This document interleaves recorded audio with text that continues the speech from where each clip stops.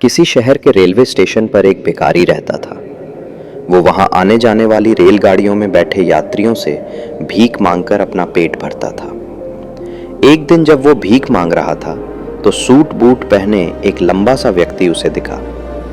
उसने सोचा कि यह व्यक्ति बहुत अमीर लगता है, इससे भीख मांगने पर यह मुझे जरूर अच्छे पैसे देगा। वो उस लंबे व्यक्ति से भीख मांगने लगा। भिखारी को देखकर उस लंबे व्यक्ति ने कहा, तुम हमेशा सिर्फ ग्राहक बनकर मांगते ही रहते हो, क्या कभी किसी को कुछ बेचते भी हो?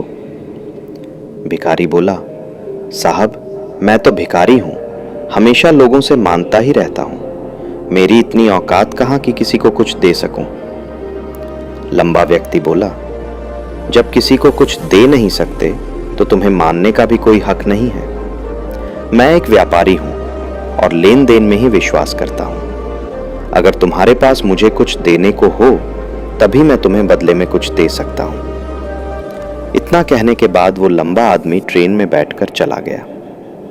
इधर भिखारी उसकी कही गई बात के बारे में सोचने लगा।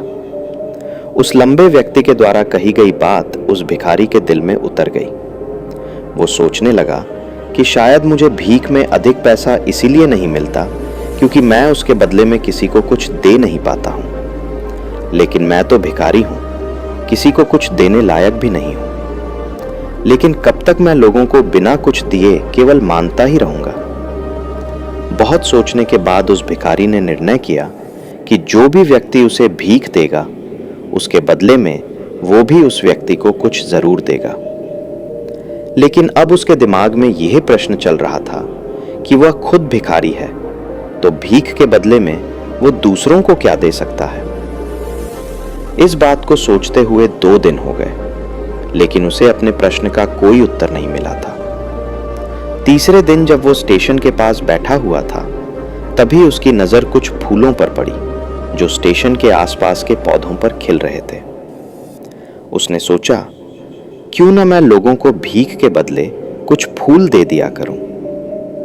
उसको अपना यह विचार अच्छा लगा और उसने वहां से कुछ फूल तोड़ लिए। अब वो ट्रेन में भीख मांगने पहुंचा। अब जब भी कोई उसे भीख देता तो उसके बदले में वो भीख देने वाले को कुछ फूल दे देता।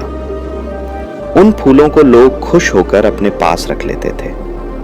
अब भिखारी रोज फूल तोड़ता और भीख के बदले में उन फूलों को लोगों में बांट देता था।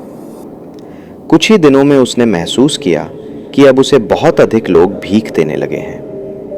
वो स्टेशन के पास के सभी फूलों को तोड़ लाता था। जब तक उसके पास फूल रहते थे तब तक उसे बहुत से लोग भीख देते थे, लेकिन जब फूल बांटते बांटते खत्म हो जाते तो उसे भीख भी नहीं मिलती थी। अब रोज ऐसा ही चलता रहा। एक दिन जब वो भीख मांग रहा था तो उसने देखा कि वही लंबा व्यक्ति ट्रेन में बैठा है, जिसकी वजह से उसे भीख के बदले फूल देने की प्रेरणा मिली थी। वो तुरंत उस व्यक्ति के पास पहुंच गया और भीख मांगते हुए बोला, आज मेरे पास आपको देने के लिए कुछ फूल है, आप मुझे भीख दीजिए तो बदले में मैं आपको कुछ फूल दूंगा। उस लंबे व्यक्ति ने उसे भीख के रूप में कुछ पैसे दे दिए और भिखारी ने कुछ फूल उसे दे दिए। उस लंबे व्यक्ति को बात बहुत पसंद आई। वो बोला, वाह क्या बात है, आज तुम भी मेरी तरह एक छोटे व्यापारी बन गए हो। इतना कहकर फूल लेकर वो लंबा व्यक्ति अपने स्टेशन पर उतर गया। लेकिन उस लंबे व्यक्ति द्वारा कही गई बात एक बार फिर से उस भिखारी के दिल में उतर गई। वो बार बार उस लंबे व्यक्ति के द्वारा कही गई बात के बारे में सोचने लगा और बहुत खुश होने लगा। उसकी आंखें अब चमकने लगी। उसे लगने लगा कि अब उसके हाथ सफलता की वो चाबी लग गई है जिसके द्वारा वो अपने जीवन को बदल सकता है।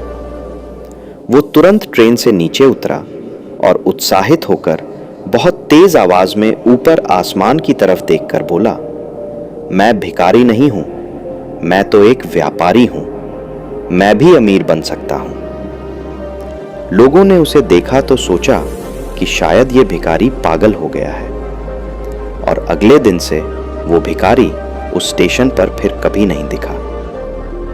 लेकिन 6 महीने बाद इसी स्टेशन पर दो व्यक्ति सूट बूट पहने हुए यात्रा कर रहे थे। दोनों ने एक दूसरे को देखा तो उनमें इसी स्टेशन पर दो व्यक्ति सूट बूट पहने हुए यात्रा कर रहे थे।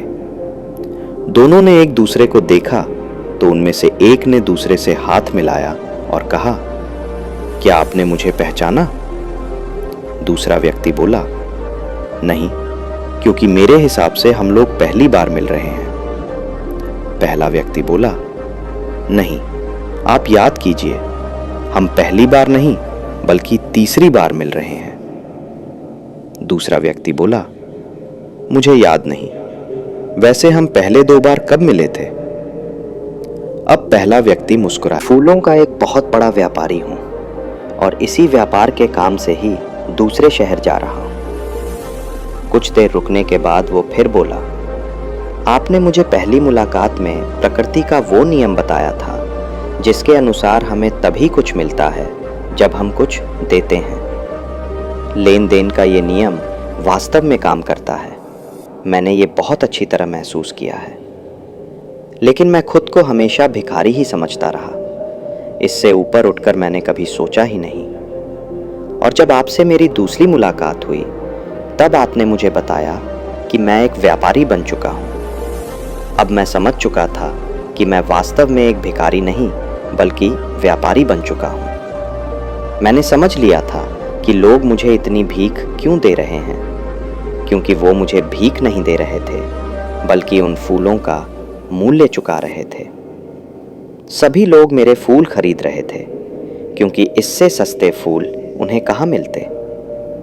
मैं लोगों की नज़रों में एक छोटा व्यापारी था, लेकिन मैं अपनी नज़रों में एक भिखारी ही था।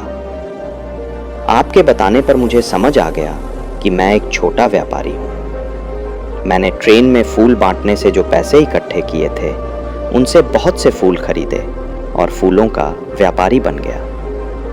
यहाँ के लोगों को फूल बहुत पसंद है और उनकी इसी पसंद ने मुझे आज फूलों का बहुत बड़ा व्यापारी बना दिया। दोनों व्यापारी अब खुश थे और स्टेशन आने पर साथ उतरे और अपने अपने व्यापार की बात करते हुए आगे बढ़ गए। दोस्तों, इस कहानी से हमें बहुत कुछ सीखने को मिलता है। कहानी में लंबा व्यापारी गिव एंड टेक के नियम को बहुत अच्छी तरह जानता था। दुनिया के सभी बड़े व्यापारी इसी जीवन के नियम का उपयोग करके सफल हुए हैं। इस फॉर्मूले को उसने भिखारी को भी बताया। भिखारी ने इस प्राकृत नियम को अपना लिया और इसका असर उसके जीवन में साफ दिखाई देने लगा।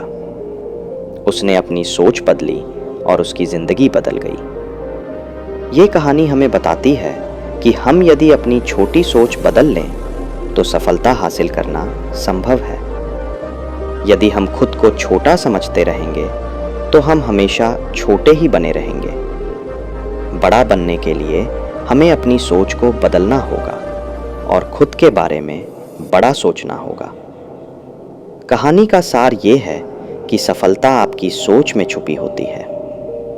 खुद का आत्मसम्मान जगाइए, अपनी सोच को बड़ा बनाइए और देखिए कैसे आप सफलता के शिखर पर पहुंच जाते हैं।